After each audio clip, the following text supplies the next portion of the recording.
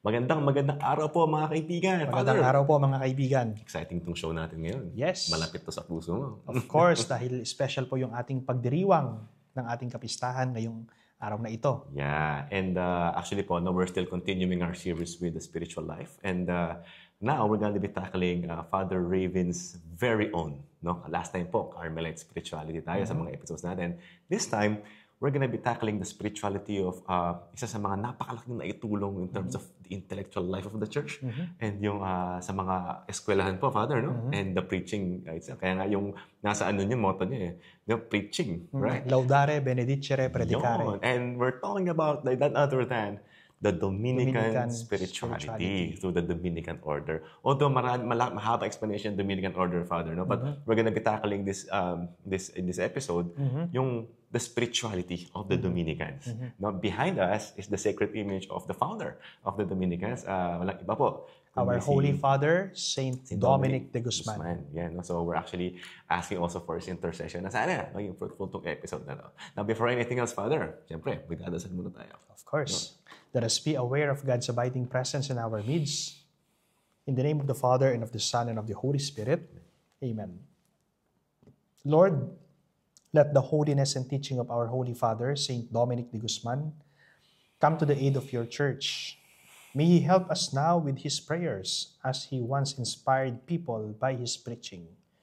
We ask this through Jesus Christ, our Lord. Amen. Saint Dominic de Guzman, Pray for us. in the name of the Father, and of the Son, and of the Holy Spirit. Amen. Okay. So ngayon, Father, again, welcome to our episode of the Know the Faith Catholic series, the Dominican Spirituality, a path to truth. Okay? Lagi ko itong naririnig, Father, sa pagdating sa mga Dominicans, no? Katotohanan. No? And I think the charism is more intellectual. And dami kong masasabi kong idol kong mga santo. We have Dominic de Guzman, Tomas Aquinas, Vincent Ferrer. Yes. No? In this episode, we will explore the rich spiritual tradition of the Dominicans, no? Focus on what we call veritas. Yun pala yung meaning ng veritas, truth. Truth. No? And rooted in prayer, of course, study, community, and preaching. Now, in our Catechism 851, no, there's this missionary motivation na sinasabi dito. It is from God's love for all men that the Church in every age receives both the obligation and the vigor of her missionary dynamism.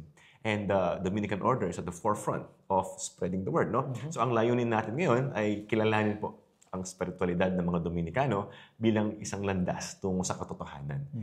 The road towards the truth. No? Ultimately to Jesus Christ. Because Jesus is the way, the truth, and the life. Yes.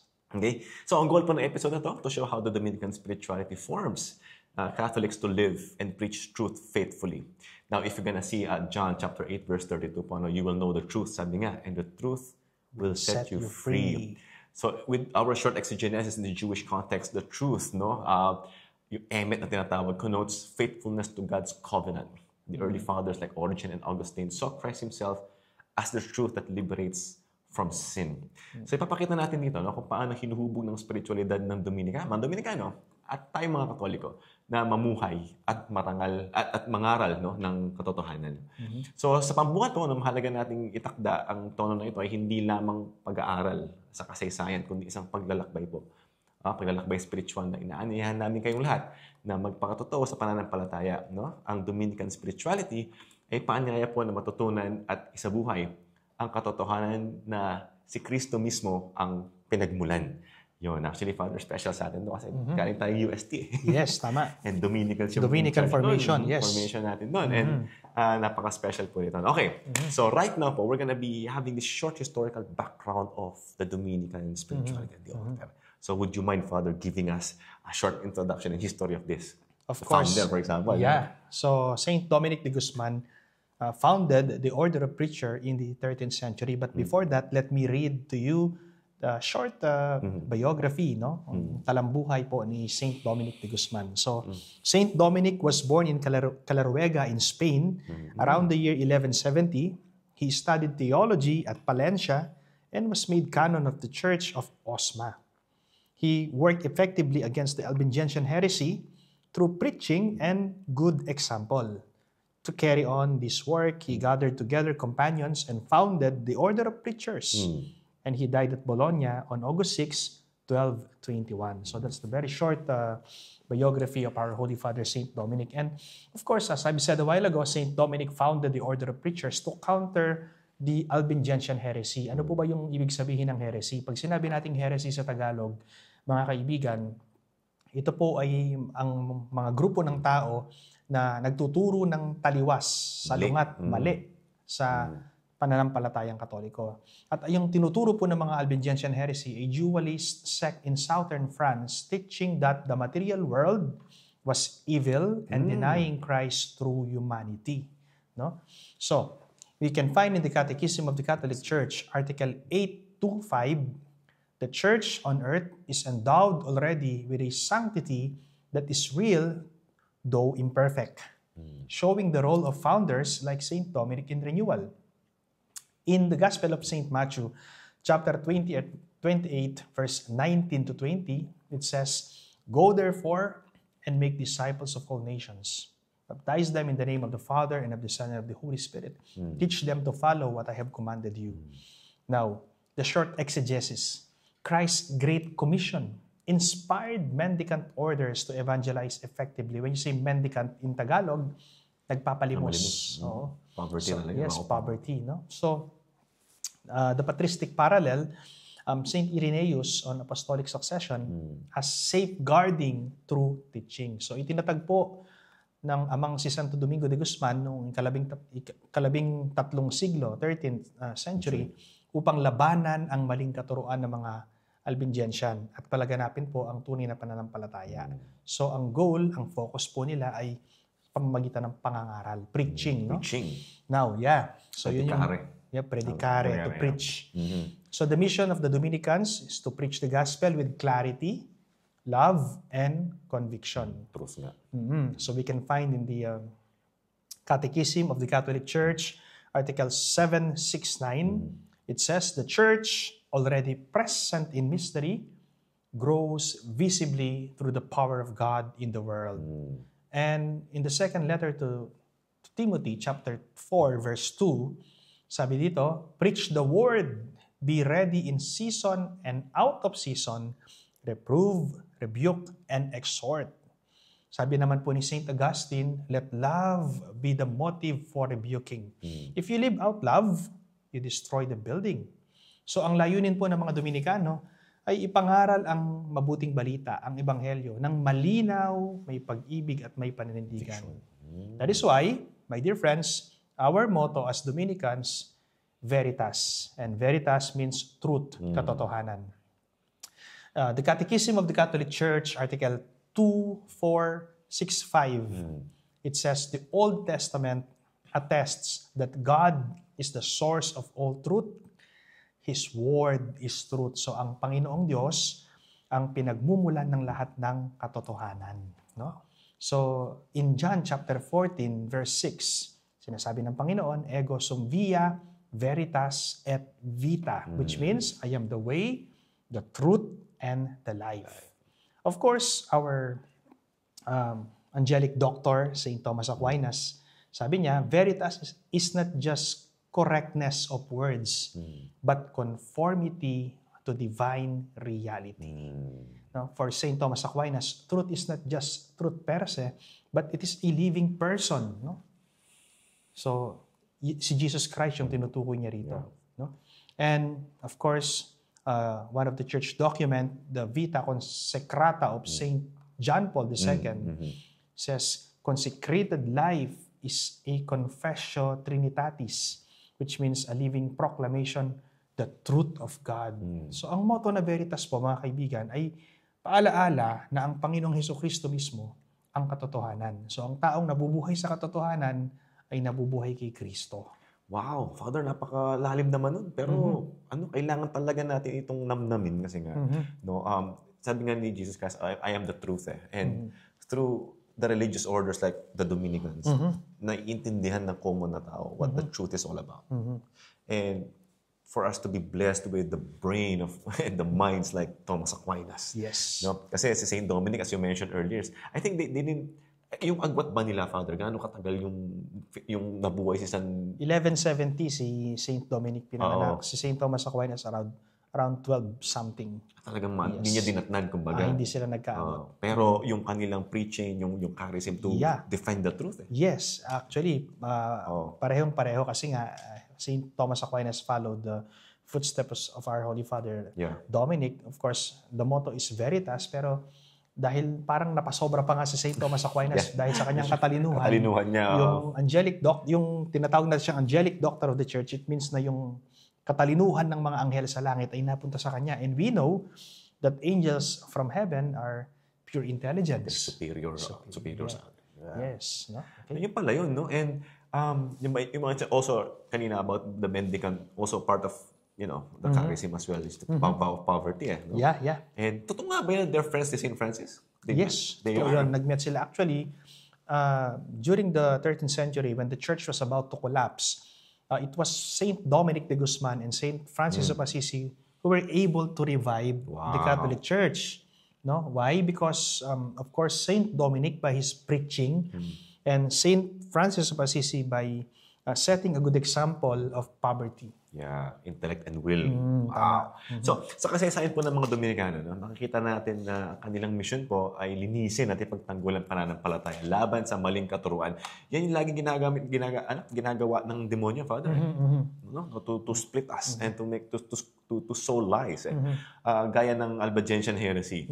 Father, ito, before ko palampasin, ano pa yung talagang main motto ng mga Albigensians? Yung material world is evil, no? It's evil. Kaya nga, they deny the reality that Jesus Christ became man because for them, whatever is material is evil, sabi nilang ganyan. That is why they deny the humanity of Jesus Christ. And it is contrary naman doon sa mga Arianism na they deny the divinity of Jesus Christ. Magkaiba. Sa atin kasi 100% God, 100% man, and they're both good. No? Yes. So ang Dominican po, ang spiritualidad ay ang pagtutok sa pag-aaral ng katotohanan bilang isang buhay na patotoo kay Jesus. Sa panahon po ng mga maling aral, yung mga Dominicans po yung naging matatag na tagapagtanggol ng tunay na pananampalataya. They are defenders because they're very intelligent and talagang they were given the grace. No? And let's talk about right now, Father, the core of the Dominican spirituality. And may pillars yan. Hindi ko itong nakikita. No? And the Dominican life stands on 4 interconnected pillars, namely prayer, hindi mawawala yan, pag-aaral or study, community life, and of course, service and preaching. No? Each rooted in the search for truth. Ito, Father, medyo ito yung forte mo Kasi before ka maging Dominican talaga, inaharal mo talaga to. No? So let's talk about first, Veritas. Alam mo na yung Veritas yung radyo. I didn't know it was the truth. Radio Veritas. Yeah. The Dominican heartbeat, it's the pursuit of truth through study and contemplation. Kaya pala matatalino. They study and contemplate. Tama. Right? So what is this all about? Well, from the Catechism of the Catholic Church, Article 2500, it says, the practice of goodness is accompanied by spontaneous spiritual joy and moral beauty. Likewise, truth carries with it the joy and splendor of spiritual beauty. So kapag may katotohanan, may galak at may kagandahan. Yung may aha moment. Yes. Okay, di ba? Wow. So this shows that truth is not only intellectual, but also spiritually transformative. No? I remember in metaphysics, one of our difficult subject in philosophy, metaphysics, there is what we call transcendentals. And transcendentals, unum, bonum, pulchrum, verum. Unum is one. Yes. Verum is truth. Pulchrum is beauty. And verum is truth, no? Katotohanan. So, yun po, no? Katotohanan. No? At Father, yung, ito, makatlang kita kasi para malaman din ng mga tao because all of us have intellect which is uncommon to animals. Tayo lang ang meron. Totoo ba ito na the purpose of why Jesus or the Lord gave us the intellect is for us to search for the truth? Tama. To search yung katotohanan. Yan ang purpose ng intellect natin, right? Yes. I see. Yes. Got it. That's why we're wired for truth talaga. So, and when we define truth in philosophy or in epistemology, the definition is truth is the conformity of the mind to the object. Kapag kung ano yung sinasabi ng mind mo at base sa nakikita mo, halimbawa, ito, let's say, sabihin natin meron akong hawak na susi. In reality, this is a key, no? Susi ito. At sinasabi ng mind ko, this is a key. So, there's a conformity between my mind And the Reality. object that I am holding at this moment. So truth siya, katotohanan siya. No? By the way, yung kanina yung transcendentals, meron yata akong maling nasabi. Unum, bonum, pulchrum, verum. Unum, one. Bonum, good. Pulchrum, beauty. And verum means truth. So Verum is truth. Yeah, yung Okay, 7 transcendentals. Got it. Okay, so now let's proceed from the Catechism of the Catholic Church, Article 94. Thanks to the assistance of the Holy Spirit, understanding of both the realities and the words of the heritage of faith is able to grow in the life of the Church. So Dominicans believe truth is revealed progressively through prayerful study and contemplation. Magkasama yan no? Study and contemplation. Yeah.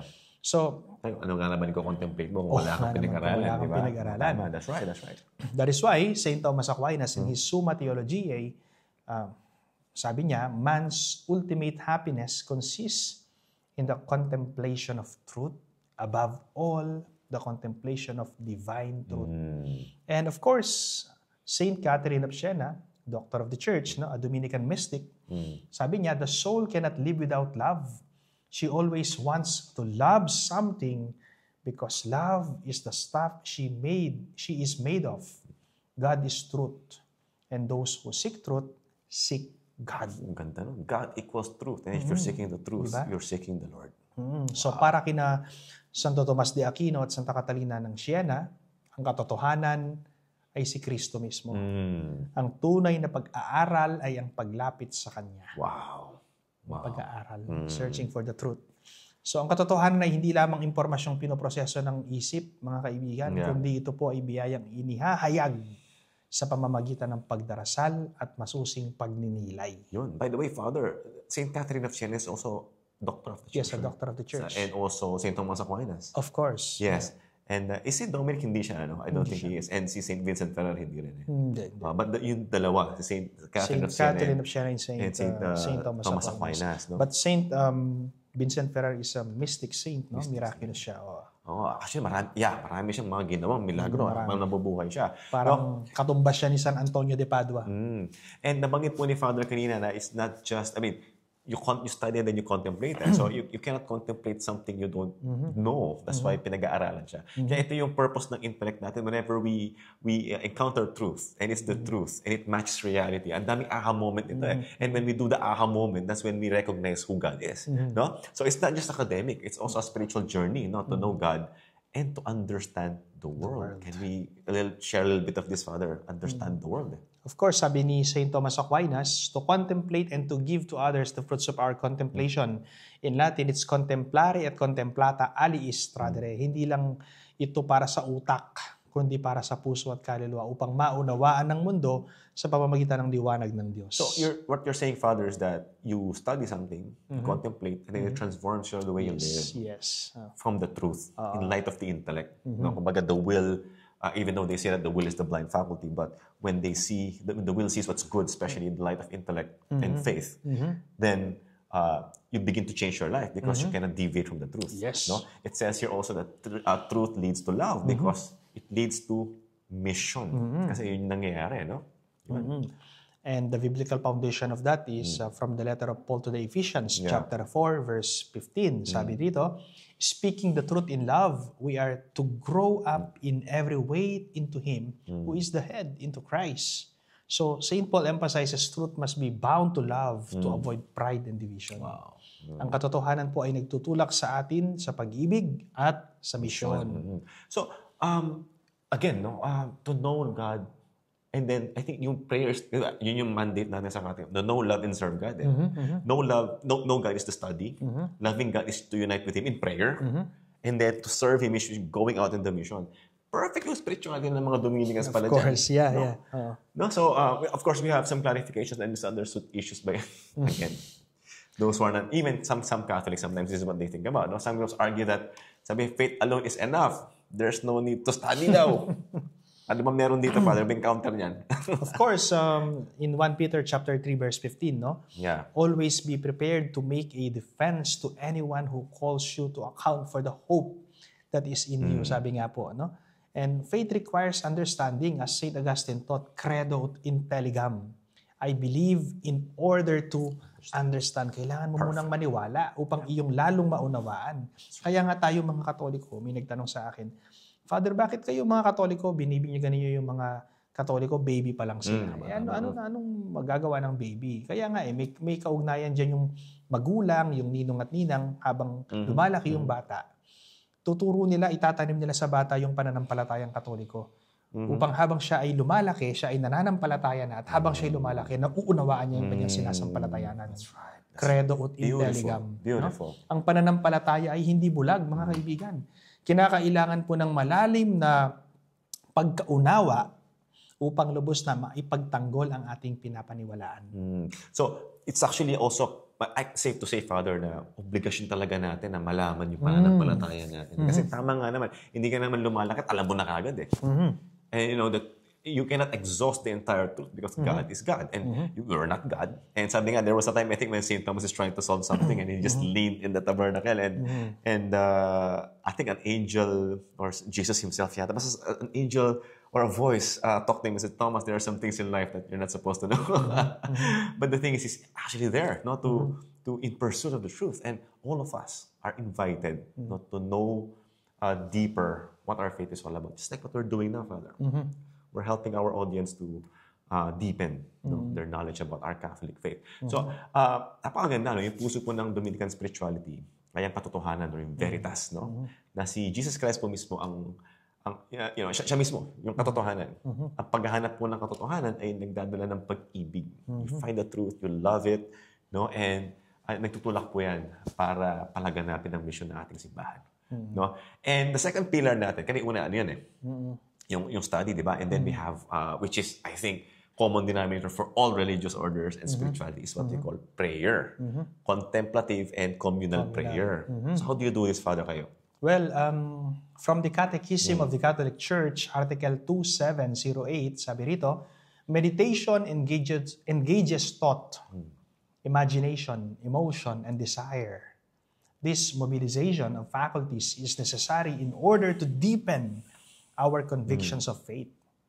In the Gospel of Luke, chapter 5, verse 16, sabi rito, but he would withdraw to desolate places and pray. So, Jesus models solitary prayer that nourishes public ministry. Yeah. Ang panalangin ay tahimik na pakikipag-usap sa Diyos at sama-samang pananalangin bilang komunidad. So, napapansin niyo po na when we started the conversation on spiritual life, common po ito eh. Pinag-usapan natin last time sa spiritual life, Lectio Divina, meditation, meditatio, contemplatio, and hindi po yan pwedeng tanggalin. No? And again, we also develop what we call the virtues in doing it daily. No? So we have this daily rhythm. We have the rhythm of praying the Liturgy of the Hours, doing your personal prayers, especially, of course, the Holy Eucharist, because without the Holy Eucharist, we cannot be nourished spiritually and physically. We cannot sustain the grace to be in prayer or at prayer all the time. So in the Catechism, we also mentioned Catechism 1174, no? In the mystery of our Lord Jesus Christ, it permeates and transfigures the time of each day through the celebration of the Liturgy of the Hours. And of course, now if you're going to look at the Acts of the Apostles, chapter 2, verse 42, no, the community devoted themselves to the Apostles' teachings and the fellowship, to the breaking of the bread and the prayer. So tama yung sinabi mo. You're praying in a communal way, community. We pray as one body of Christ. Dito ko na-appreciate yung conventual mass kasi hindi niyo po nagtatanong, pag sa UST po, may 6:15 na conventual mass. Pwede po kayo mag-attend. Okay? Alam niyo po, dinadasal yung breviary doon eh. Dinadasal yung mga songs. Kinakanta po namin. Para makita po nila yung breviary. Nami-miss ko yung Blessed be the Lord, the God of Israel. Canticle of Zechariah. We do that in the morning. And it's really beautiful. No? Yun. So, sabi nga po ni Saint Cyprian, we must celebrate the Lord's Supper every day to receive the life that comes from Him. May takdang oras po ng panalangin araw-araw, yung tinatawag nating Liturgy of the Hours. Ito po yun, no? Ang personal na panalangin, lalo na po yung banal na Eucharistia. So, maliban po sa pagdadasal natin ng Liturgy of the Hours, dapat meron pa rin tayong personal prayer, yung Kung ano yung dapat mong sabihin sa Panginoon, stay in silence in front of the Lord, in His presence, no? Lalo na po yung banal na Eucharistia, Yung the personal highest time mo form sa of Kanya. prayer. Yes. Diba? And yun, tinuro mo sa silent to Father in one of our confessions na there's the liturgical prayer, which is the Holy Eucharist, and you have also the personal meditation. No? And yun yung date mo sa Panginoon. And isa sa mga sobrang admirable sa mga Dominicans is yung sobrang deep, intense devotion to the Blessed Mother. No, the deep love for our Blessed Mother Mary. And it was believed that it's the Blessed Mother Mary who gave St. Dominic the Holy Rosary. Correct. As the sword Correct. against heresy. No? In our Catechism 971, the Church's devotion to our Blessed Mother is intrinsic to Christian worship. Ibig sabihin po niyan, hindi ka pwedeng masabing Kristiyano kung hindi mo ina-acknowledge yung hyperdulia. If you're not doing or you're giving the due honor to our Blessed Mother. And the Dominican spirituality is literally giving us a pattern on how to give that honor to our mother. Isa doon sa Father, doon sa Quezon Avenue, no, sa Santo Domingo doon, no. They have something what we call Our Lady of Lanaval. No? So it's also another title of the Blessed Mother. Yeah, it's the Holy Rosary actually. Yun. Okay, no? So if you look at what's written in Luke chapter 1, verse 14, all generations, sabi niya, will call me blessed. And very rightfully so. Our Marian devotion, it's rooted in the scriptures and tradition. No? So hindi mo po yan masaseparate. May malalim na paggalang at pagmamahal sa ating mahal na ina bilang ina ng Diyos. So kung ina siya ni Jesus Christ, ina natin siyang lahat. And we really ought to make sure that we honor her as our rightful mother. Yung Rosario, Father. Magandang to, di ba? So, ito naman po, mga kaibigan, yung Rosary, no, as a Dominican gift to the Church. So, Pope Leo XIII's encyclicals on the Rosary, yung Supremi Apostolatus Officio. No? So, sabi po niya ay mahalaga daw yung pagdarasal ng Santo Rosario. No? Right. Sabi naman po ng mga patristic, ng mga fathers of the Church, meron silang early medieval preaching use scriptural meditations on Mary's role. No? And of course, from the letter to the Philippians, chapter 4, verse 8, no? Meditation on Christ's mysteries. That is the Rosary. No? So ang Rosario po ay tinuturing na isang malaking ambag ng mga Dominikano sa simbahan. Kaya nga, it's part of our Dominican habit. Nung unang panahon po, ang Rosary ay nakasabit sa leeg ng isang Dominican friar. Leeg sa inyo dati. Leeg, no? Ng mga Dominican friars dito. And later on, tinanggal nila yan at nilagay sa bewang, no? Sa left side because sinisimbolo nito na ang rosaryo ay isang sandata laban sa kasamaan, laban sa kasalanan. Di ba ang sandata, ang sword, ay nasa left side ng isang soldier para kapag dumating ang kalaban, madali niya itong mabunot. Yeah, especially against heresy. Yes. So, ang mga Dominicans ay nasa left side po ng aming habit upang pagdating ng tukso, ng kasamaan, ng kasalanan, o ng kalaban, madali namin itong dasalin. No? Tsaka kumpleto yan, Father, no? From Annunciation hanggang Coronation. Yes, tama. No? So, yun po. So, ang panalangin sa puso ng buhay Dominikano, ito po ay pinanggagalingan ng lakas para sa misyong ito. No? Sa pamamagitan po ng pagdarasal ng Santo Rosario, lalo naming ninanamnam ang buhay ng Panginoong Hesukristo kasama ang buhay ng mahal na Birhen Maria. Actually, ito yung, I think I can call the perfect prayer, Father. Yes. Because it engages all your faculties. Yes. Yung physical movement, vocal, meditation, and then contemplation. Na-try ko, Father, ito, share ko lang din sa kanila. Kasi alam naman natin kung bumabaya tayo ng Manila. Sa 2 oras yan. And if you try to devote yourself to just praying the rosary from Annunciation to Coronation, somehow you will, stop somewhere and contemplate a particular event in the life of our Lord. No? Ang ganda eh. Yes, and of course, wag natin kalimutan mga kaibigan, ito po yung nagpapanalo sa mga Kristiyano laban sa mga Turko noong October 7, 1571. Yeah, during the Battle of Lepanto, when the Pope was Pope Pius V, a Dominican Pope. No? So he advised the Catholics to pray the Rosary unceasingly. Huwag tigilan ng pagdarasal ng Rosaryo habang naglalaban ang mga Kristiyano at ang mga Turko sa Lepanto. At nagwagi po, mga kaibigan, nagwagi ang mga Kristiyano laban sa mga Turko. Pero kung titignan mo, maraming mga... They were outnumbered. Outnumbered, no? Maraming tauhan ng mga Turko. No?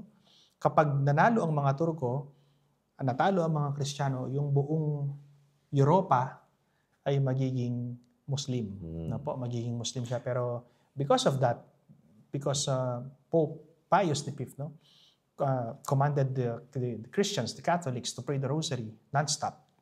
So nanalo sila. And there is the intervention of the Blessed Virgin Mary. Through the Holy Rosary. Yes. And even in exorcising, Father, I think when we perform that, the Rosary talaga is the best weapon. Correct. The best weapon. So we really ought to pray the Holy Rosary. Kasi paborito po yan ng ating mahal na Birhen. No? Tama. So we have our study and then, so we have our, yung ano natin, Father, yung isa sa mga pillars natin, no, is yung nabanggit natin kanina, is yung pag-aaral. Yeah. Kasama sa ano niyan, sa pillar niyan, no? So it says here that it's seen as an act of love and devotion, not just simply to acquire. Kasi meron tayong tinatawag na vice of curiosity. No, ito yung tipong aral ka ng aral, hindi mo naman kailangan. No? And unfortunately, in this day and age, because of social media, we tend to, have a lot of things in our heads that we absorb, whether voluntary or involuntary, that we don't need in our state in life. But in the Dominican spirituality, they're teaching us that you have to learn first and foremost the faith. That's why they call it act of love and devotion. Diba, Father? So what's your dito? What's your insight on this one? Well, the Catechism of the Catholic Church, Article 159 says, faith and science, though faith is above reason, there can be never any real discrepancy between faith and reason. Kaya nga, fides et ratio, no? Parang ibon yan, no? Sabi nga ni Pope John Paul II, ang ibon, kapag isa lang ang pakpak, hindi ito makakalipad. Yeah. So, para ang ibon ay makalipad, kailangan niya ng dalawang pakpak. Sa larangan ng ating pananampalataya bilang mga Kristiyano, bilang Katoliko, kailangan din natin ng dalawang pakpak upang makalipad tayo sa ating pananampalataya. Ano yon? Yung faith, yung ating pananampalataya sa Diyos, at yung ating reason, yung paggamit natin ng ating intellect. And remember, my dear friends, faith without reason will lead to superstition. Reason without faith will lead to Gnosticism. Nakuha po ninyo? So faith without reason leads to pananampalataya na hindi ginagamitan ng tamang pag-iisip will lead to superstition. Kaya nga, sad to say, mayroon pong mga ibang Katoliko, nagsisimba, nagnunovena, nagdarasal, pero hindi nag-iisip, kaya naniniwala sa pamahiin. It leads to lies. Naniniwala sila sa mga superstitions, naniniwala sila sa mga fake healers. Diba? Nagsisimba sila, pero nagpupunta sila sa mga occult practitioners. Wow. So, they have faith, but they don't use reason because they believe in superstition.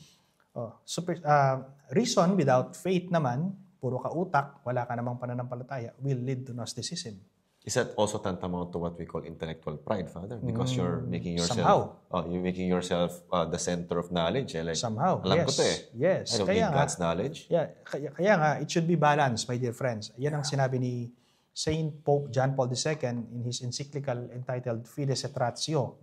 Dapat ang faith at reason magka-level yan.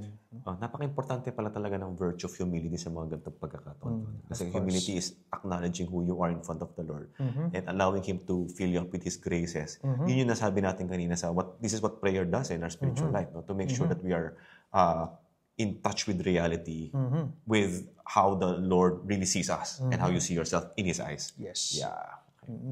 And of course, let's look at the biblical foundation, no?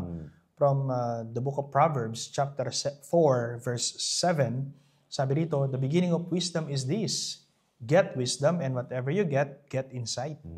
So, our short exegesis, wisdom, literature, or just disciplined learning as service to God. Gamitin mo yan bilang paglilingkod sa Diyos. Ang pag-aaral po ay isang anyo ng pagmamahal at debosyon sa Diyos. Diba? Gamitin natin yung ating kaalaman, yung ating karunungan sa pagtuklas sa katotohanan, sapagkat ang katotohanan ay walang iba kundi ang Panginoon mismo.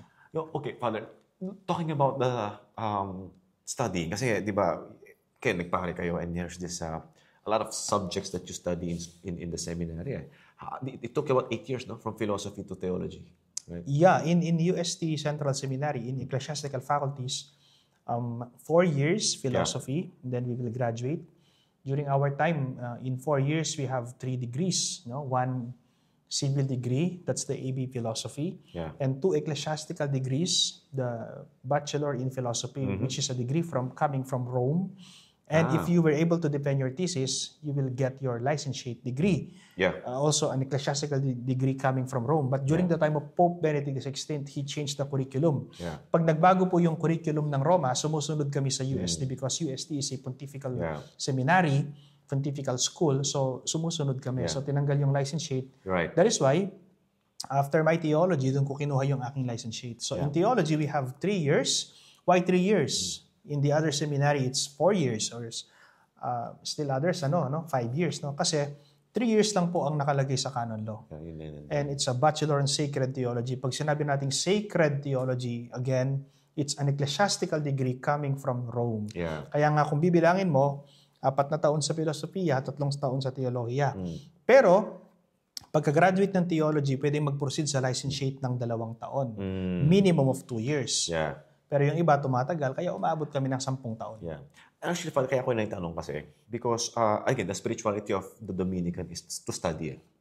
And we have what we call also the lay Dominicans where they're also encouraged to study. In fact, not even if you're not lay Dominican, if you're Catholic, you ought to study. And hindi naman necessarily dapat kailangan seminarista ka to read the books. Correct. Because right now, through online, we can read so many, ang daming mga recommended books po, no? Like The Imitation of Christ, like all of the Spiritual Combat, all of these things that are available online, no? And the deep theological study that we ought to do as Catholics, no, strengthens our faith. And when our faith gets strengthened, we gain more knowledge, and the preaching becomes easier. In fact, yung sinasabi mo kanina, that the defense of the faith becomes easier and with conviction. Kasi no? And I think that's also what our catechism says. I remember Father Gerard Timoner, no? Yes. Our master of the order, the yes. master of the order who gave his greetings to us during the time that when he was our rector in the Central Seminary, someone asked him, Father, bakit kayo, yung mga seminarista ninyo dyan sa UST Central Seminary, wala silang apostolate? I was in philosophy at that time. Someone asked Father Gert, bakit walang apostolate yung mga seminarista ng Central Seminary? Like apostolate, going to the parishes, doing some stuff, outside, going to the jail, going to the etc. No? Right. And then Father Gert responded to that person. Sabi niya, because assiduous study is already their apostolate. Assiduous study is already their apostolate. Assiduous meaning mahirap. Malalim. That's why when I pursued for theology, when our rector was already Father Quirico T. Pedregosa, Junior OP, our dear Father Dodoy, nilagyan na ng apostolate nung theology na ako.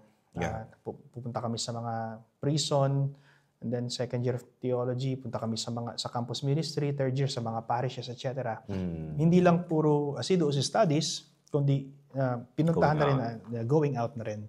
But before, wala talaga yan. Kasi yung masidhing pag-aaral, yun na mismo yung apostolate namin. Why? Because time will come, pag naging pari kami, we will preach.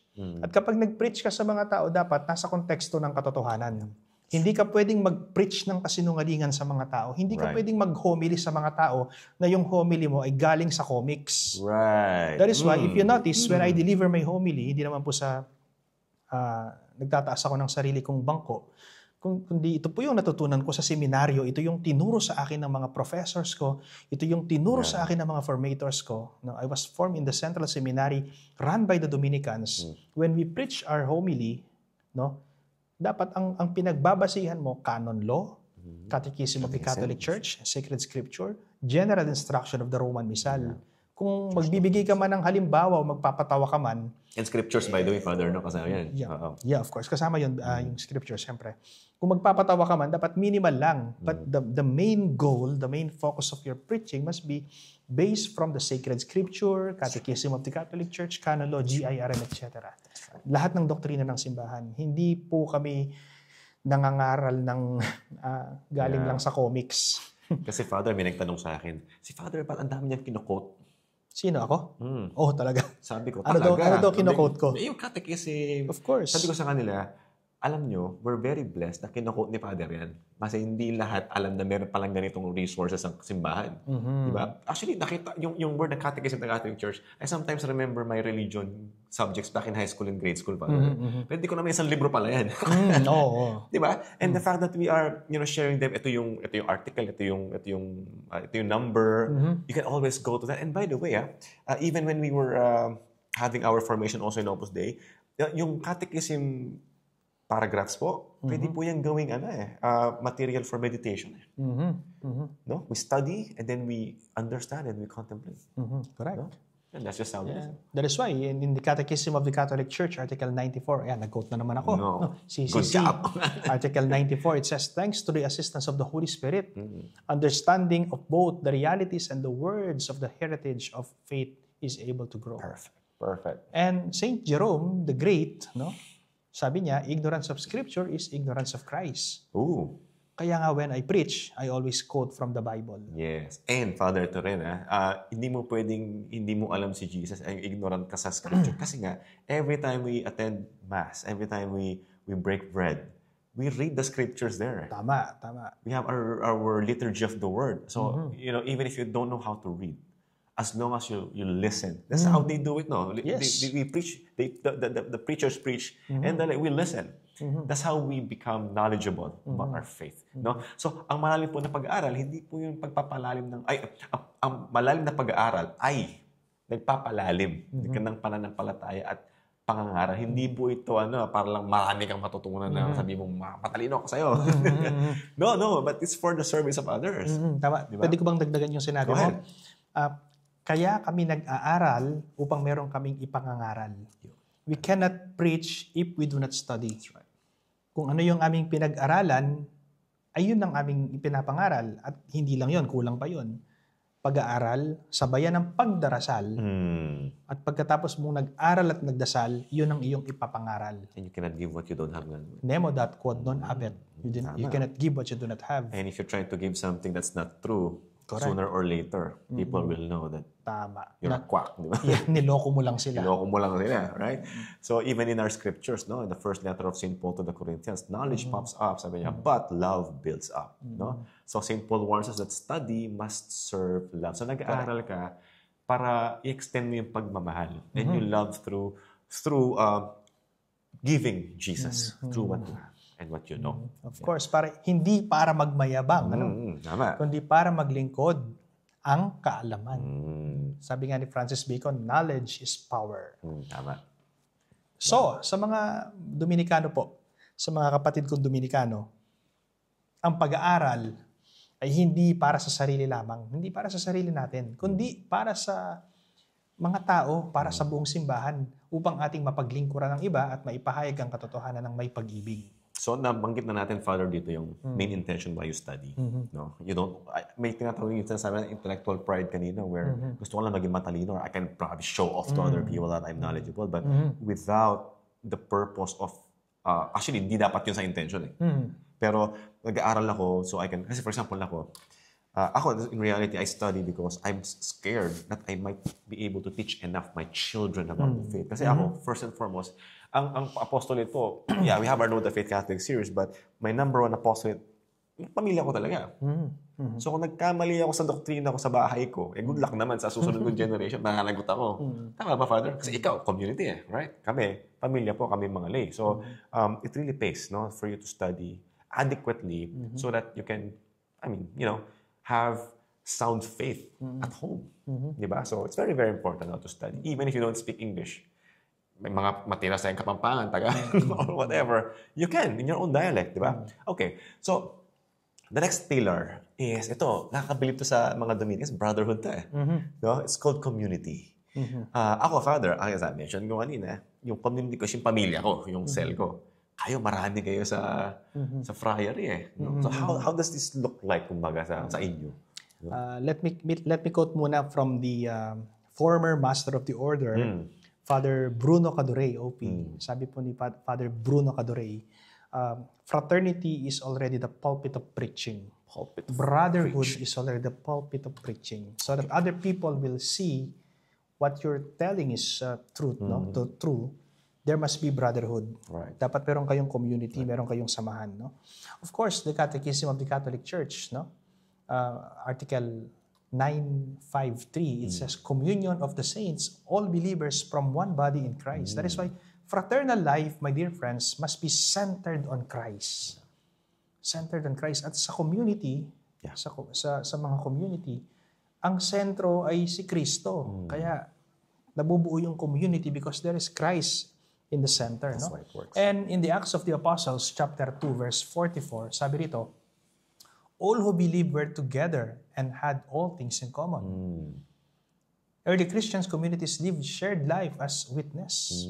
Buhay ng magkakapatid na nakasentro sa ating Panginoong Jesucristo. No? It must be built on faith, hope, and love. That is why in 1 Corinthians chapter 13, verse 13 says, faith, hope, and love abide. These three, but the greatest of these is love. And you know, Saint Dominic also made mention about agape. About unconditional love. And Saint Augustine, sabi niya, the church is the company of love. No? It is the company of love na itatayo sa pananampalataya, pag-asa, at pag-ibig. No? And there must be mutual support, leads to deeper prayer and more effective ministry. Yan, ginagawa namin yan sa seminaryo. No? Sabay-sabay nagdarasal. Pag kasi nakita mong may kasabay ka, napapadasal ka lalo. Ano? So, let's look at the biblical foundation. In Galatians chapter 6, verse 2, sabi, bear one another's burdens. And so, fulfill the law of Christ. Kapag nakita mo yung brother mo, yung sister mo, kasama mo siya kahit hindi ka magsalita, basta nakita mo yung presensya nandyan siya, gumagaan yung pakiramdam mo. No? So, bear one another's burdens and so fulfill the law of Christ. No? So, true community reflects Christ's sacrificial love.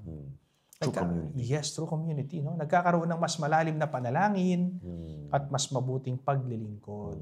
Now, let's reflect the communion of the Holy Trinity. Tingnan natin ito ngayon. No? May parallelism. Oo, may parallelism siya. No? Yung Catechism of the Catholic Church, Article 259 says, the whole Christian life is a communion with each of the divine persons. Oh. And Saint Basil says, the Church is an icon of the Trinity. Diba? Salamin ng pagkakaisa ang Santissima Trinidad. Bakit? Kasi isa lang ang Diyos. Isa.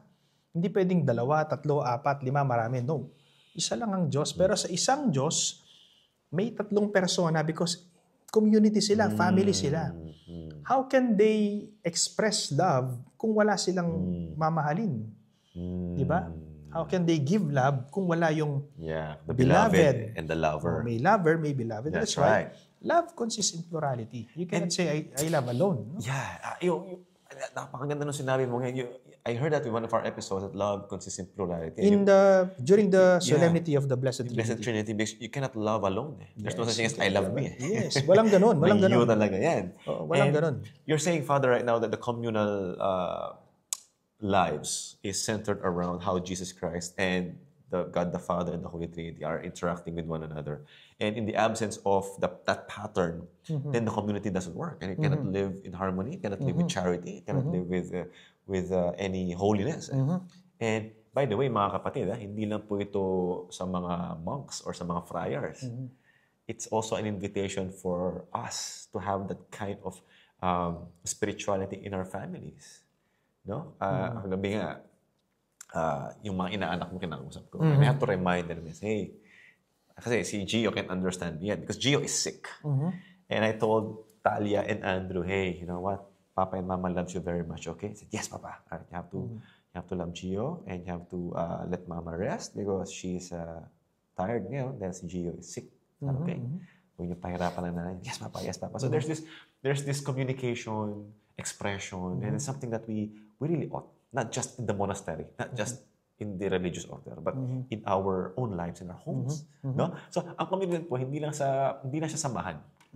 But it's actually a spiritual family na sumasalamin sa pagkakaisa ng Diyos mismo. So, when we do this and we live in charity, faith, hope, and love, we're literally embodying the Blessed Trinity, the Holy Trinity. Right? Okay. Now, kanina, Father, you mentioned about service. This is the bunga ng pag-aaral, pagdarasal, and the communal life.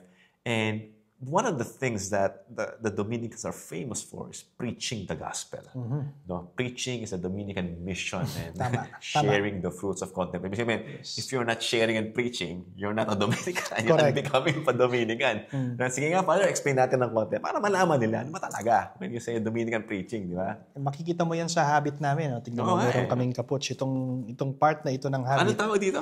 Itong kaputs na ito. Kaputs? Yes. Wow. Ito yung simbolo ng nagpipreach ang isang pare. No? That is why, sino ba yung mga may ganito? Nung unang panahon, bishops lang yung pwedeng mag-preach. Mga obispo lang. But during the time of Saint Dominic de Guzman, the bishop allowed Saint Dominic and the Dominicans to preach. I see. That is why yung nakikita mong part ng damit ng mga bishops galing sa Dominican. So it symbolizes preaching. No? So yun nga, laudare, benedicere, predicare, laudare to praise, benedicere to bless, and predicare to preach. No? And of course, the angelic doctor, Saint Thomas Aquinas, says, contemplare et contemplata aliis tradere, which means to contemplate and to share the fruits of contemplation to others. Pag nag-contemplate ka, your contemplation must be a product of your prayer, of your study, and then after contemplating, of course, you will share that fruits of contemplation to others through preaching. Mangangaral ka. So, ibig sabihin, magnilay muna bago magturo. Magdasal muna bago magturo para mas maging makahulugan at maging totoo ang iyong itinuturo. Katulad nga ng sinabi ko kanina, hindi ka pwedeng mangaral kung hindi ka nag-aaral at nagdadasal. So, mauuna yun. No? Mag-aaral at magdadasal at pagkatapos mangangaral. So, the Catechism of the Catholic Church, Article 849 says, the missionary mandate having been divinely sent. No? Sent. Katulad nga ng sinabi sa Gospel of St. Mark, chapter 15. Mark chapter 16, verse 15. Right. Go into the whole world and proclaim the gospel. Go. Sent out. And preach the gospel. Diba? So, the apostolic command grounds all evangelization. Ang pangangaral ay bahagi ng bunga ng pagninilay. So again, hindi yan pwedeng i-separate. No? Kasi, tama nga naman, Father, because sa gusto mo, pag napuno ka talaga ng grasya ng Panginoon, hindi yan, kumbaga, tama nga, hindi yan pagmamahal kung hindi yan lumalabas eh. Kailangan niya ilabas. No? So it's not only in the pulpit that we preach, but evangelizing, of course, to our words, witnessing, and our works, the way we live. No? In Matthew 5:16 says, let your light shine before others. And that light comes from no other than Jesus Christ. No? So, in the if we're gonna check out the patristic witnesses, particularly St. Francis of Assisi, it's often attributed that preaching, sabi niya, preach the gospel at all times. When necessary, use words. So, ano ibig sabihin niya? Ang sermon po, hindi lang sa pamumuhay, kundi sa salita, kundi sa pamumuhay at sa gawa. No? And just famously, si St. Francis, Father, kasi napakasipag ng mga Franciscans eh. Of course. Sila yung, di ba? Of course, trivia. Sabi mo nga kanina, ang pangangaral ay hindi lang puro salita. Paano kapag ang isang Dominican or ang isang preacher ay pipi, bulag at bingi? Okay. How can this person preach? Example, Saint Margaret of Castello. May hatchback. Yes. Okay. She's a Dominican. Yeah. Diba? Nandito siya. Dominican saint. Nandun siya, somewhere. There she is. Yeah. So, paano mo masasabing nag-preach si Saint Margaret? Bulag, pipi. PWD. Yes. Bingi, no? Handicap. She preached by her way of life.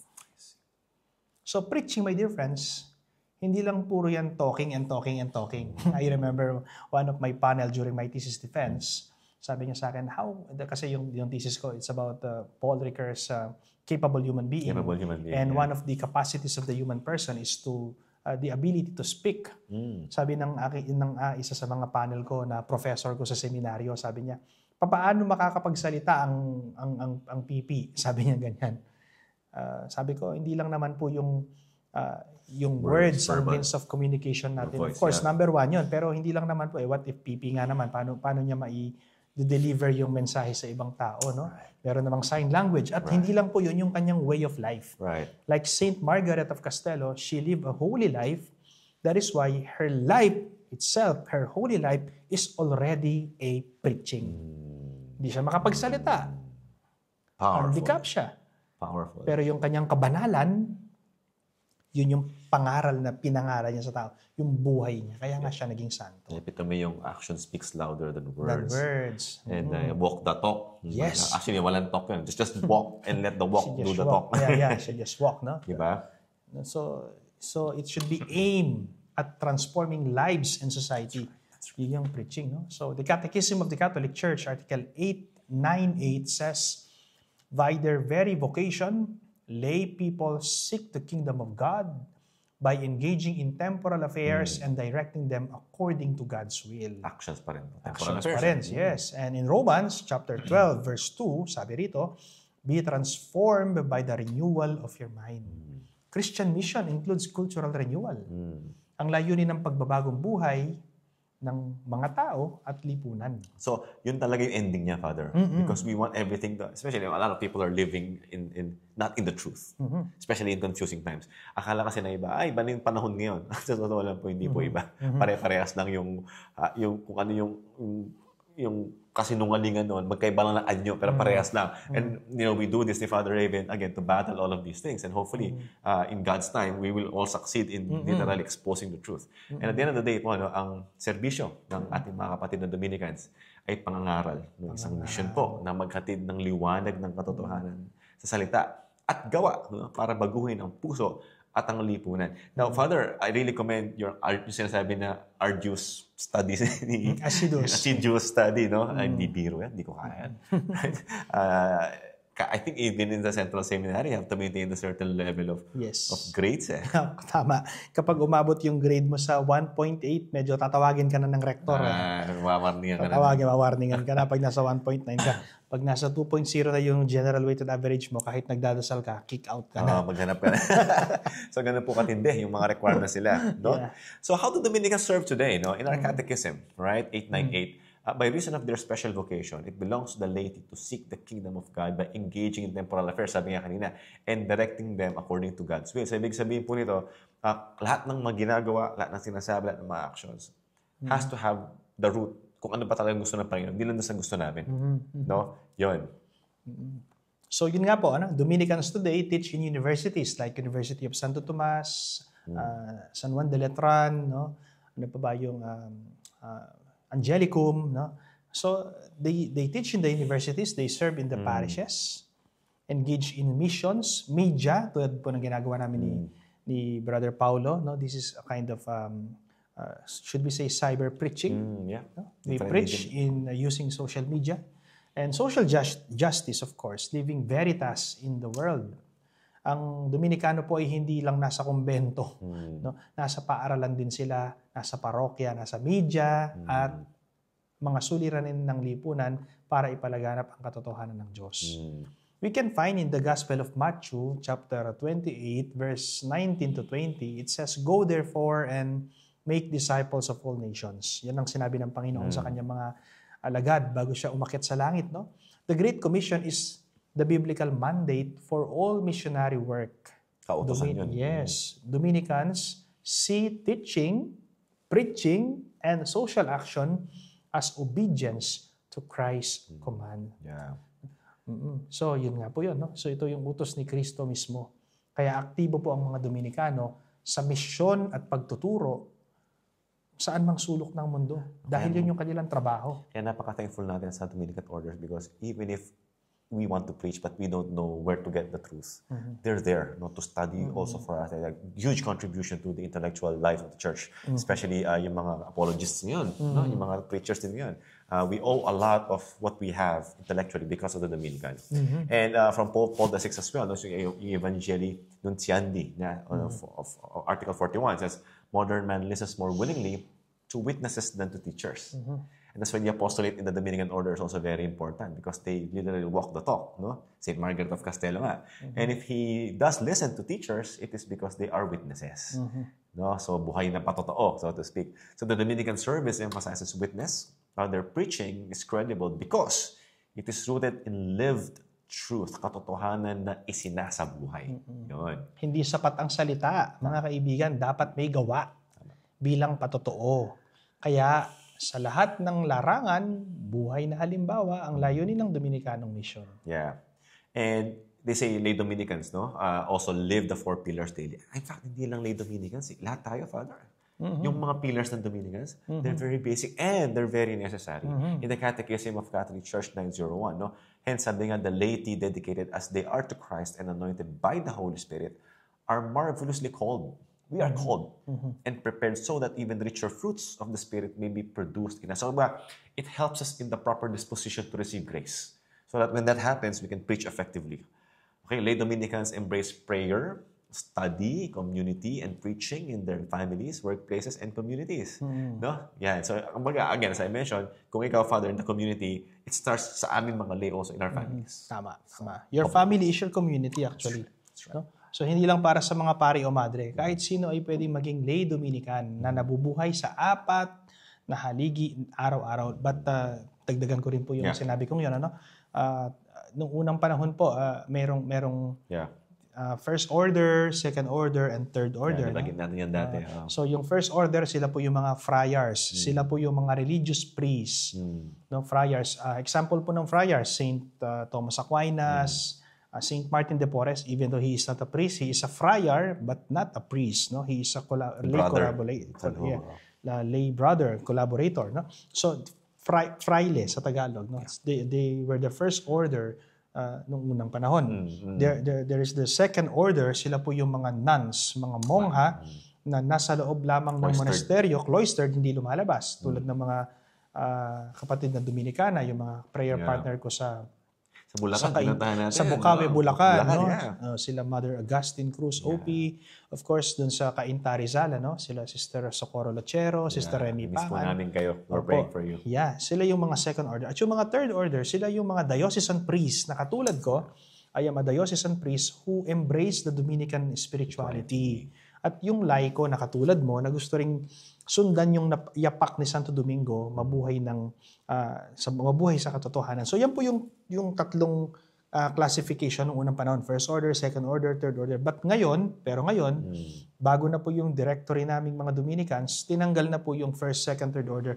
Pantay-pantay na, naka-classify lang yan. No? Itong grupong ito, friars yan, religious. Itong grupong ito, mga mongha yan, Dominican nuns. Itong grupong ito, mga diocesan priests na they embrace the Dominican spirituality. Itong mga grupong ito, mga laiko yan na gustong sundan ang yapak ni Santo Domingo. So yan po yung Dominican family.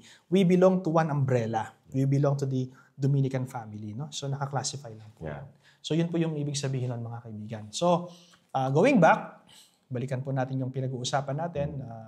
Of course, quoting from the Acts of the Apostles, chapter 2, verse 42, they devoted themselves to the apostles' teaching and fellowship, to the breaking of the bread and the prayers. So the early Christian community models the 4 Dominican pillars: study, teaching, community, fellowship, prayer, and service mission. Ganito din po yung mga unang Kristiyano, sama-sama nagdarasal, nag-aaral, nagkakaisa, at naglilingkod. Yun. So, alam na po natin. Napaka-basic, Father, pero napaka-importante. No?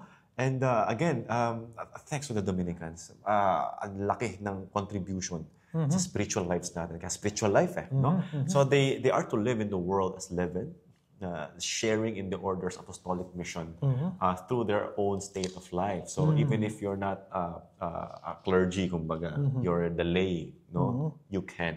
In fact, I think ito ibang order si St. Francis, I think hindi rin siya pare Si St. Francis of Assisi. He's a deacon. Pero he's the founder. But the thing is that, regardless, as I mentioned, hindi lang clergy yung nagsasabuhay nito . In fact, importante rin yung mga lays. No? So they have a formal rule approved by the church, mga lay Dominicans po, no? Linking them to the order's mission. So may official po na patakaran para sa mga lay Dominicans. Kaya ito po'y seryosong bokasyon na hindi basta-basta libangan. Again, not because you want to be strict with the rule, because you want to make sure that your spiritual life is living in accordance to the truth. And we practice virtues from the Lord Himself. Okay? So, ganun yung ka-importante. So, my dear friends, I invite you to join the mission of truth and love. No? Be a Dominican.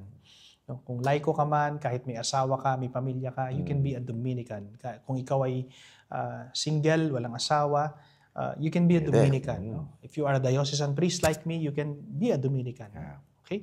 And the duty of Christians to take part in the life of the church impels them to act as witnesses of the gospel. Sabi nga po ng Catechism of the Catholic Church, Article 2472. So my dear friends, Dominicans invite lay people to be partners in the mission of truth and love. Inaanyayahan ng lahat na makibahagi sa misyon ng katotohanan at pag-ibig ng Diyos. All welcome lahat. Lahat Yeah, welcome. welcome lahat. Okay? So we pursue the truth, no, with prayerful hearts, like any other spirituality. Ako, Father, spirituality ko is Opus Dei. And also part of our kaya nakaka-relate ako, study is part of our job as well, no? To seek for the truth. And St. Catherine of Siena, sabi nga, no, you are rewarded not according to your work or your time, but according to the measure of your love, which is what we're doing. Sabi nga po ni Santa Catalina, no, ang sukatan ng lahat ay ang pag-ibig. Kaya't ang pag-aaral, pananalangin ay dapat mula sa pusong nagmamahal. So, everything is prayer, everything is love. And if you do it with the knowledge that Jesus is with you in your presence, then you're literally doing it out of love because you're gonna translate it into a mission. So, hindi lang isip, no, kundi puso at dasal ang kasama sa paghahanap ng katotohanan. No? And we also invite you, my dear friends and viewers, to study the faith seriously. Because as St. Peter once said, always be prepared not to defend to anyone, against anyone who calls you to account for the hope that is in you. So there will come a point in your life that you will be tested, you will be confronted, and through your study, kumbaga parang may bala ka. Ang usapan ng gano'ng katindi yung kalibre mo. Right? And thanks to the Dominican spirituality, we are guided on how to properly do this. And the early church used this apologetics to study is part of being ready to evangelize.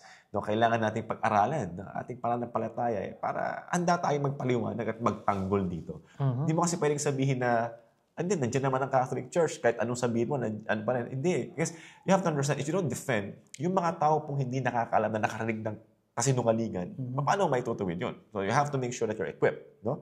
So we foster strong Christian community, no? Which is good because it's fun and it's easier. No?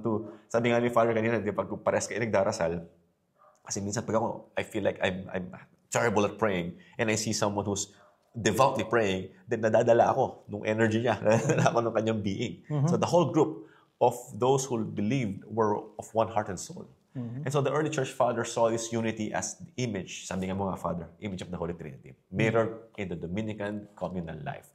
Ang pagkakaisa po at pagmamahalan ay larawan ng Santissima Trinidad na dapat tularan hindi lang sa malaking komunidad, kundi siyempre sa ating munting pamilya, sa tahanan natin. Okay, so preach Christ by your life. St. Francis of Assisi attributed saying, Dominican compatible spirituality. So preach the gospel at all times when necessary, use words.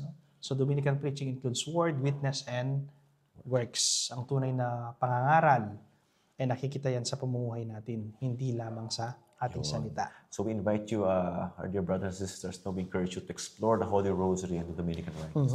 Napakaganda. Mga writings ni St. Thomas Aquinas, I mean, di mo yung mababaluktot kahit anong gawin mo. No, napakasarap pong aralin ng mga works ni St. Thomas. Medyo malalim, pero give it some time. No? In the Catechism 2678, Catechism of the Catholic Church, as the medieval piety in the West developed the prayer of the Rosary, no? A meditative prayer in the honor of the Mother of God. Alam niyo po ba, ng pinagdadaanan natin sa buhay, nasa rosaryo po. Kung malungkot ka, nasa rosaryo yan. Kung masaya ka, nasa rosaryo yan. Kung nahihirapan ka, nasa rosaryo yan. Kung nangangamba ka, natatakot ka, you're anxious, nasa rosaryo po yan. Dasalin natin yung mga misteryo. And I promise you, you'll get through life stronger. No? The Dominicans gave the rosary to the church as a tool for contemplating Christ's mysteries. And Jesus Christ is with us in whatever aspects, whatever phases we are in our lives. Ang rosaryo po ay regalo, no, ng mga Dominikana sa simbahan para mapalalim ang ating pagdidilay sa ating Panginoon. Okay? So, sa pagtatapos po, inaanyayahan namin kayo na yakapin ang apat na haligi ng Dominican spirituality. Dasal, pag-aaral, komunidad, at serbisyo. Pakangaral. Para mas makilala po ang katotohanan ng ating Panginoong Hesukristo at maipahayag ito sa inyong sariling buhay. Sabi nga po ni St. Dominic, arm yourself with prayer instead of a sword. Be clothed with humility instead of fine raiment or garment. a call to live the gospel with prayer, humility, and truth. Ang paalaala po ni Santo Domingo, ang ating sandata ay panalangin at ang ating bihis ay pagpapakumbaba. Ito ang tunay na daan patungo sa ating Panginoong Hesukristo. Yun, no, Father. Excited ako na, ma-embrace nating mga Katoliko, yung spiritualidad ng mga Dominicans. Again, I would like to thank, of course, lahat po ng mga Dominicans, especially nasa Friary of St. Thomas sa UST, Yes. our home. Our home. Again po, we thank God for the gift of St. Dominic de Guzman. Okay? So siguro we end with a prayer. Yes, I will of give to you course. the Dominican blessing Yes. sa inyo pong mga viewers natin. In the name of the Father, and of the Son, and of the Holy Spirit. Amen. Amen. The Lord be with you. And with your spirit. May God the Father bless you. May God the Son heal you. May God the Holy Spirit enlighten you and give you eyes to see with, ears to hear with, hands to do the work of God with, feet to walk with, and a mouth to preach the word of salvation with. And may the angel of peace watch over you and lead you at last by our Lord's gift to the kingdom. Amen. Amen. Our Lady of the Most Holy Rosary, Pray for us. Saint Dominic de Guzman, Pray for us. all you holy Dominican saints and blesseds. Pray for us. In the name of the Father, and of the Son, and of the Holy Spirit. Amen. Okay. So again, maraming salamat po for watching. My name is Paolo Velasquez. I am Father Raven Garcia, And you're OP, and OP. Yun, of course. And you're watching Know the Faith Catholic Series. Salamat po. God bless.